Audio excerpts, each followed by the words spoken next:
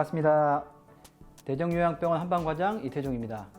오늘은 올 상반기죠. 2022년 상반기에 동의생리병리학회지에 게재된 저희 병원 의료진이 함께 쓴 욕창 관련 증례보고 논문을 좀 소개해 드리도록 할게요. 자운고와 침치료 및 변연절제술로 완치된 고령자의 천골 부위 사기, 중증 욕창 1회에 대한 증례보고입니다.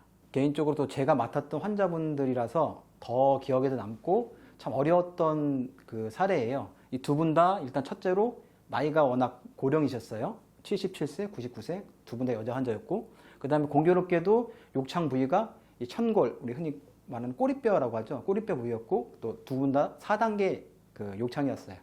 물론 이 욕창 부위에 따라서 치료되는 어려움이나 속도가 딱 통계적으로 어떤 과학적인 어떤 수치가 나와 있지는 않는데, 대전자 부위라든지 천골 부위는 보통 욕창 치료하는 분들 사이에서는 좀 치료가 좀 더디고 치료하기 힘든 곳이라고 흔히들 이야기는 한 좀 어려운 부위예요.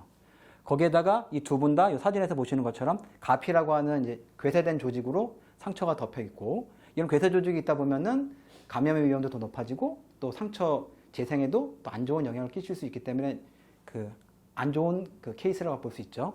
그 다음에 또 이게 좀 아주 중요했던 포인트인데, 두 분 다 대퇴골이 골절이 있었어요. 그래서 이 골절 때문에 와상 상태에 빠지고 그 상태에서 이제 욕창이 생긴 분들이었는데, 이런 골절이 있고 이런 인공공허관절 반치환술이나 이런 핀고정술을 하고 있는 분들은 이제 체위를 변경시켜야 되는데, 우리가 욕창 치료를 하기 위해서 이런 체위 변경 시에 아주 세심한 주의가 필요해요. 두 분 다 당연히 골밀도도 낮았기 때문에, 골다공증도 심했기 때문에 잘못하다가는 또 2차적인 골절도 유발할 수 있기 때문에 과도하게 굴곡시킨다든지 내외전 시킨다든지 그런 식의 것들은 세심하게 피해야 되는, 이런 골절로 인한 체위 변경에 아주 애로사항이 많았던 케이스예요.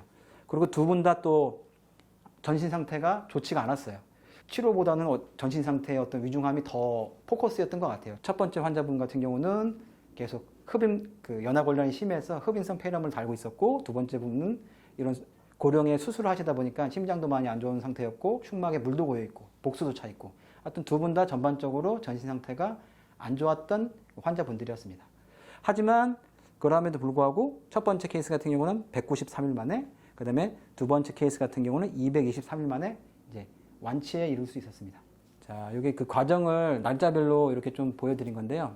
케이스 1 환자들, 케이스 2. 케이스 2 환자 같은 경우는 사이즈도 상당히 크죠. 이분이 나이도 더 많았는데, 요런 한 200일 정도 걸렸고, 또 첫 번째 환자 같은 경우는 이분도 200일 조금 안 되게 걸렸던 것 같아요.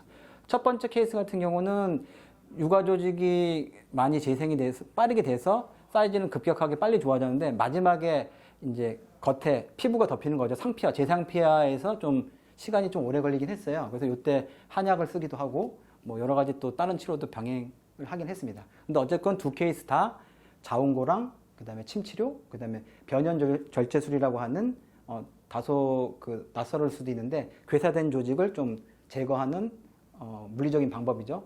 그런 걸 통해서 치료를 안정적으로 했던 사례입니다.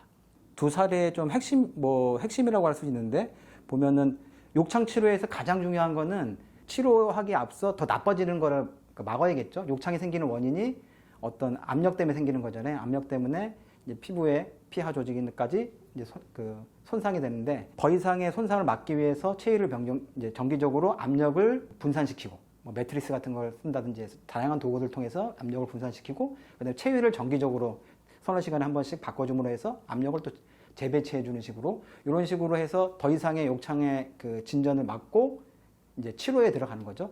그래서 가장 중요한 거는 체위 변경인데, 체위 변경과 더불어서 욕창 치료의 포커스라고 할 수 있는 게, 저희 같은 경우는 두 가지로 보고 있는데, 첫 번째가 효과적인 조직의 재생과 감염 예방, 그 다음에 두 번째가 바로 괴사 조직의 제거예요. 아까 우리 논문에서 제목에 달려있던 변연절제술이라고 하는 괴사 조직의 적절한 제거가 치료에 큰 변수가 됩니다.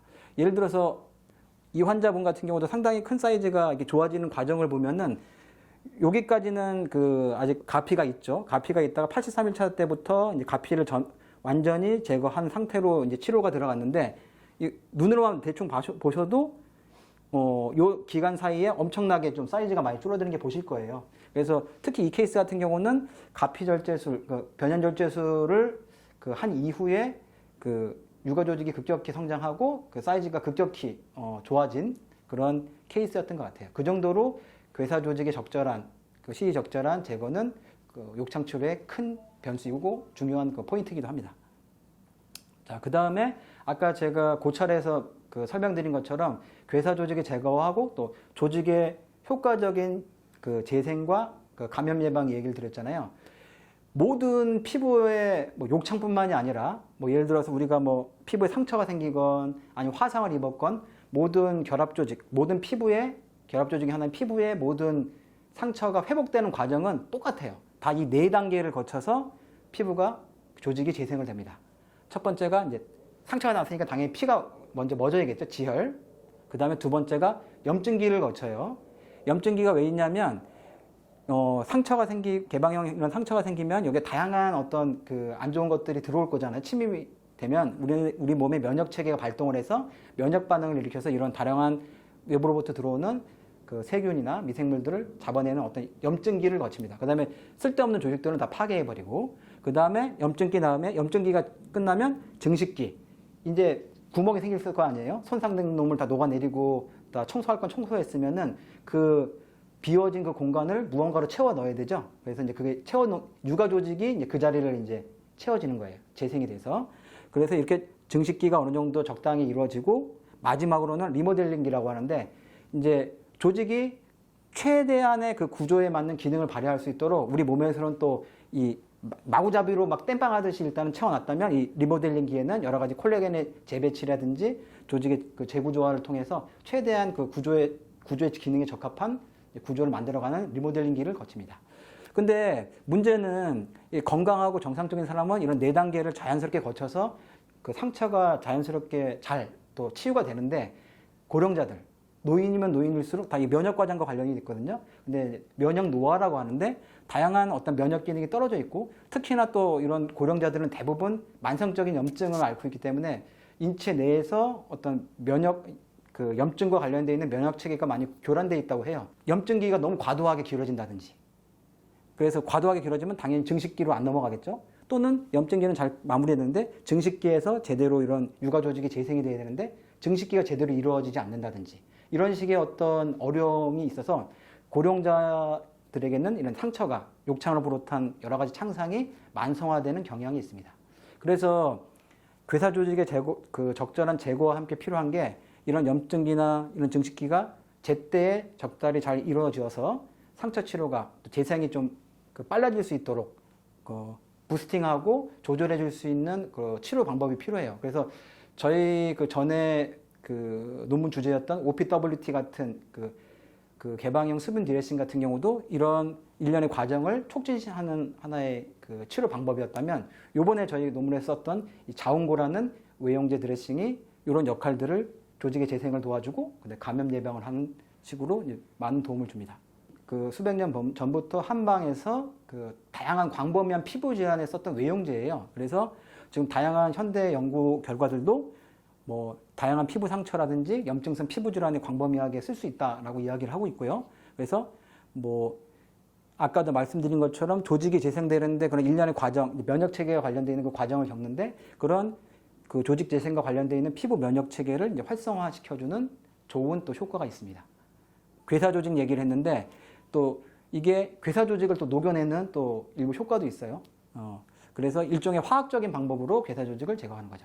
그래서 이런 식으로 자운고가 조직의 재생, 그다음에 감염을 막고 활성화시키는데 좋은 효과를 내고 있어서 몇 해 전부터는 이 자운고를 바탕으로 거기다가 전에 쓰던 저희 OPWT라고 하는 개방형 수분 드레싱까지 함께 치료에 접목하고 있습니다. 그리고 예전에는 자운고 원방을 썼는데 몇 년간 저희가 임상 경험을 통해서 기존 자운고 베이스에 임상 노하우를 더해서 이 재생고라는 저희 병원의 외용제를 이렇게 함께 만들어서 지금은 잘 활용하고 있습니다. 입원 환자뿐만이 아니라 외래로 치료를 받고 계신 욕창 환자분들, 물론 그분들은 중증 욕창은 아니겠죠. 이제 그런 환자분들도 계신데, 이제 그런 분들을 또 위해서 저희가 직접 요 재생고를 어떤 식으로 활용해서 이제 드레싱을 하는지 그것들을 또 병동에 올라가서 직접 또 보여드리도록 하겠습니다. 자, 지금까지 올해 저희가 게재했던 논문에 대한 핵심적인 내용을 좀 간단하게 좀 설명을 드렸고요. 저희가 단연간 욕창 치료를 하다 보니까 이 욕창 치료라는 게 단순히 어떤 상처, 피부의 어떤 손상을 치료하는 창상의 치료의 측면만이 아니더라고요. 그래서 더군다나 고령자의 특수성도 있기 때문에 이분들의 어떤 남아있는 여생의 어떤 신체 기능, 그 다음에 삶의 질, 이런 것까지 함께 고민하고 함께 또 치료적으로 접근해야지 온전한 또 치료가 될 수 있을 거라는 또 생각이 많이 들어요. 그래서 현재 저희 병원에서는 의료진이나 간호뿐만이 아니라 물리치료사, 영양과, 그 다음에 다양한 사회복지실, 다양한 그룹의 전문가들이 함께 이 욕창 치료를 하는 거에 이제 머리를 맞대고 최적의 또 포괄적인 치료 프로토콜을 끊임없이 연구하고 또 개발하고 있습니다. 앞으로 항상 대한민국 욕창 치료의 어떤 표준이 될 수 있는 그런 대정요양병원이 되도록 노력하겠습니다. 감사합니다.